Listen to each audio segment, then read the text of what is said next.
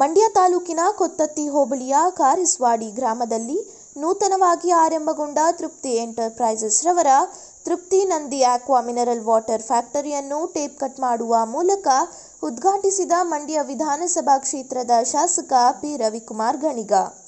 ಈ ಸಂದರ್ಭದಲ್ಲಿ ಮಾತನಾಡಿದ ಮಾಲೀಕರಾದ ಸುಧೀರ್ ಕುಮಾರ್ ಅವರು, ನಮ್ಮ ಫ್ಯಾಕ್ಟರಿಯಲ್ಲಿ ಅರ್ಧ ಲೀಟರ್, 1 ಲೀಟರ್, 2 ಲೀಟರ್ ವಾಟರ್ ಬಾಟಲ್ಗಳನ್ನು ತಯಾರು ಮಾಡಿ ಸಪ್ಲೈ ಮಾಡುತ್ತಿದ್ದು, ಮಂಡ್ಯ ಶಾಸಕರಾದ ರವಿಕುಮಾರ್ ಗಣಿಗ ಅವರು ನೂತನ ಮಿಷನ್ಗೆ ಚಾಲನೆ ಕೊಟ್ಟಿದ್ದು ಸಂತಸವಾಗಿದೆ ಎಂದು ತಿಳಿಸಿದರು.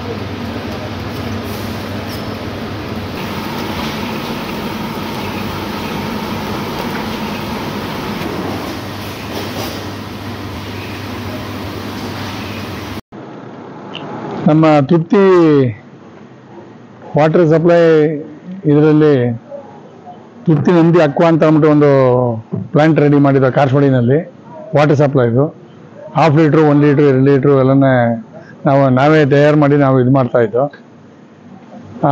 ಮೊದಲನೇ ಸಾಲು ಓಪನ್ ಮಾಡಿದಾಗಲೂ ರವಿ ಗಣಿಗ, ನಮ್ಮ ಶ್ರೀರಂಗಪಟ್ಟಣ MLA ಅವರಾದಂಥ ಬಾಬು ಬಂಡಿ ಸಿದ್ದೇಗೌಡರು, ಅನೇಕ ಗಣ್ಯ ವ್ಯಕ್ತಿಗಳೆಲ್ಲ ಬಂದಿದ್ದರು.